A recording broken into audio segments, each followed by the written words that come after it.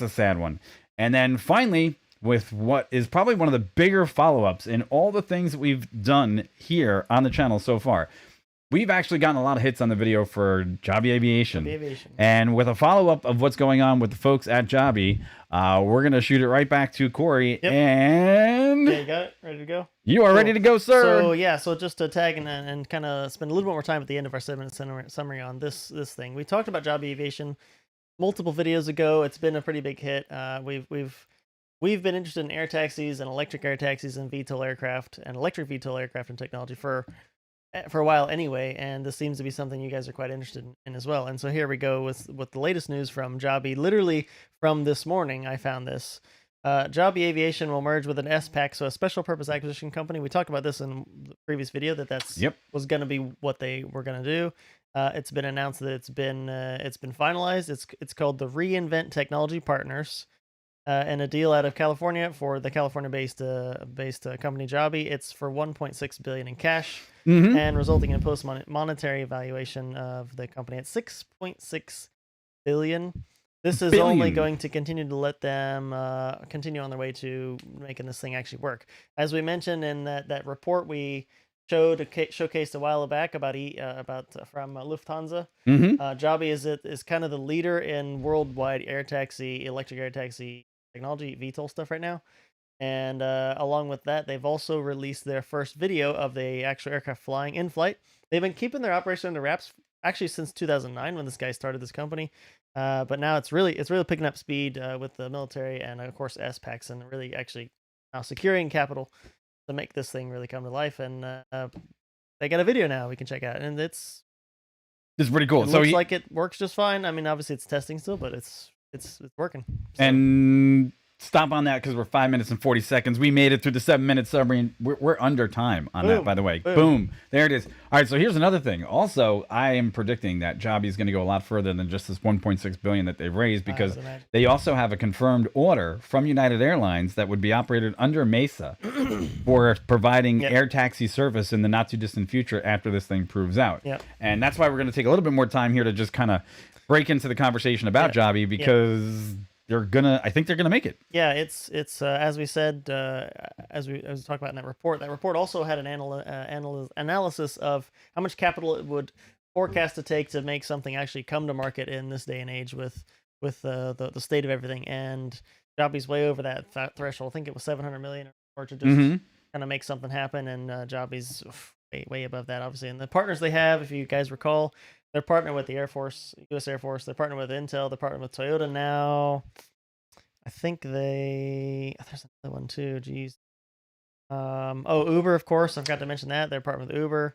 Yeah, they're hitting their stride. On the way. Yeah, they're on the way. And I think it's Mike and I were talking about just before we started the video was what it really looks like in a few years leads to be seen still. Like how prevalent air taxis become, and who really will end up being the forefront leader in 5 years, 10 years. And like we've had previous discussions, it's not going away. But sorry, that's good. Yeah, no, that's what the main point is, that it's not going away, and anytime soon. Yeah, I mean, whether it's going to be VIP transport as the initial like business, what they do, or kind of like Lilium. If you guys remember us talking about Lilium as well. Lilium is obviously, it'll be to an extent VIP transport, but they're putting in vertiports. Actually, in multiple places in Florida, not just in the Orlando area, but there's going to be, because we're flat, all of the main areas: Tampa, West Palm Beach on the bottom there, Miami. So my question is still they're going to be coming to market. Yeah. This is still my question. Flypad, right?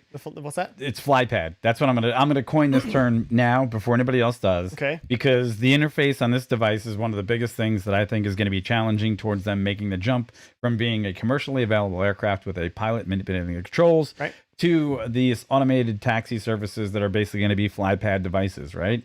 All the integration will be through some sort of touch surface inside the cockpit, and then therefore be run automated by someone offline, or not on board the aircraft. But the other part of that is we hadn't seen it fly. So do you want to go ahead and roll the video of them let's flying do it? I mean, we've been talking about Joby for a while, and we have. Let's roll that footage. Roll tape on Joby flying for the first time here.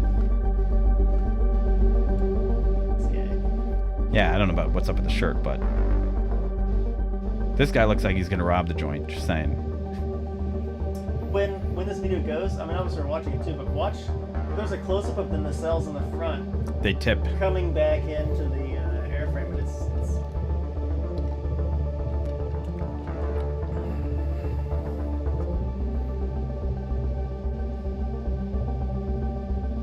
Things. It looks nice. So it's full scale, right? That's something to take note of. This thing's flying, but it's also full scale. There it is. I mean, check that out. That is pretty cool. So I was talking to Mike about this weeks ago. What kind of force is on that hinge? You know what though? I don't think it matters anymore because I figured out that their engines are actually housed in the actual prop cone. So it really doesn't make.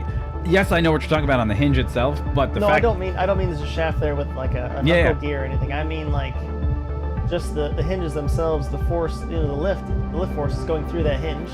I think. And what's since there's what, 6 of them? Yeah, since there's 6. I think honestly, I don't think and all that. How much force are we going through each? I don't think it's honestly nearly as much force as we think because we still think in the term. Well, at least I know myself. I'm still thinking in the terms of one disc creating all the lift, and this lift is going to be diversified over how many? I guess that's six lifting rotors. Yeah. I mean, I mean at slow speed, of course, because there's lifting. The wings and stuff make at speed. Mm-hmm. But I guess looking at that exact picture you have right there as well, I know we can get that showing there as well. You can see that 4 of the nacelles appear that the engine is not tilted out of the nacelle, right? Right. But So the two fronts. The 2 in the front. I mean, look at that hinge. I don't know. I just just as a little bit more technically interested, I just would be curious to really look at that mechanism there at the hinge and see, look at some data on that. But I mean, that's neither here. So here's the thing, right? The design of that, and specifically the way that this hinge is designed right here, okay? The reason why they're trying to get away from one solid rotor disc is because we've mentioned this before in the show, that the biggest factor in limiting forward airspeed in a vertical aircraft like a helicopter is retreating blade stall. And by using standard props and lifting devices like wings, you get around the limiting forward speeds, which is great because it improves your efficiency. However, these rotating nacelles, as Corey's alluding to, it means that there's going to be a second stress on this when this goes into the vertical or at slow speed when it transitions to flip these nacelles or the prop in the direction to maintain vertical flight, right? And it's worth mentioning that no one knows how much force this thing is really going through because there's other active lifting surfaces that are taking some of that away. So it remains to be seen. I don't know. I'm just super interested. It is cool. It's a cool discussion because hey, let's face it. But there you go. Between what was the other one? The the one that we talked about on Monday. I forget the name because their name isn't as catchy as just Joby. The Flyo Terra, whatever. The other one, Jet Up Terra. Yeah, Jet Up Terra. That's it. I'm kind of remember that one because I think Jet Up Terra. Obviously, the way they're going about making thrust, as it would be is different. In that case, is just a different mechanism from rotors. So I'm calling it between Joby and Jet Up Terra. I think those are going to be your 2 major players in the not too distant future in the air taxi market as of right now. I think I have to do more research on Jet Up Terra to see if they've really.